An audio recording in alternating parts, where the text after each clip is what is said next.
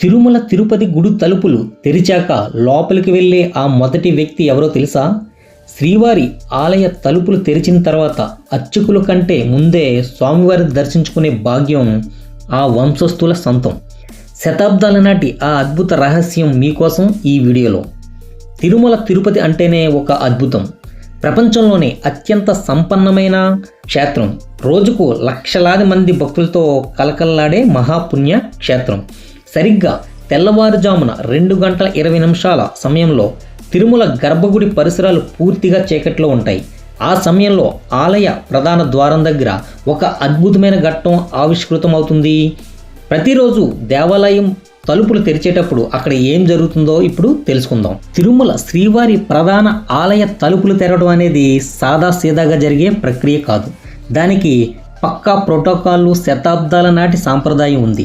గర్భగుడి ప్రధాన ద్వారానికి 3 తాళాలు ఉంటాయి. వాటిని ఒకే వ్యక్తి తీయటం కుదరదు. ముగ్గురు వేరువేరు వ్యక్తులు తమ తాళం చెవులతో ముగ్గురు కలిపి ఈ తలుపులను తెరుస్తారు. వారిలో ఒకరు ఆలయ అర్చకులు, రెండవ వ్యక్తి ఆలయ అధికారి, మూడవ వ్యక్తి జియంగార్ స్వామి. ఈ ముగ్గురు కలిసి అధికారికంగా తాళాలు తీస్తారు. కానీ ఇక్కడ ఒక ట్విస్ట్ ఉంది. అదేంటంటే తలుపులు తెరిచిన వెంటనే గర్భగుడిలోకి అడుగుపెట్టే మొదటి వ్యక్తి వీళ్ళెవరూ కాదు. ఒక యాదవ వంశస్థుడు అందరికంటే ముందుగా లోపలికి అడుగు పెడతాడు. ఆయన్నే భక్తులు, ఆలయ సిబ్బంది గౌరవంగా సన్నిధి గొల్ల అని పిలుస్తారు. కాగడ వెలిగించి ఆ వెలుగులో చీకటి గర్భగుడిలోకి ఆయన మొదట వెళ్తారు. స్వామివారిని ప్రతిరోజు ఉదయం మొట్టమొదటిగా చూసే అదృష్టవంతుడు ఈ సన్నిధి గొల్లని కావడం విశేషం. ఇంతకీ ఒక యాదవుడికి ఈ అరుదైన భాగ్యం ఎలా దక్కింది అనే డౌట్ మీకు ఉండొచ్చు. దీని వెనక ఒక ఆసక్తికరమైన పురాణ గాథ ఉంది.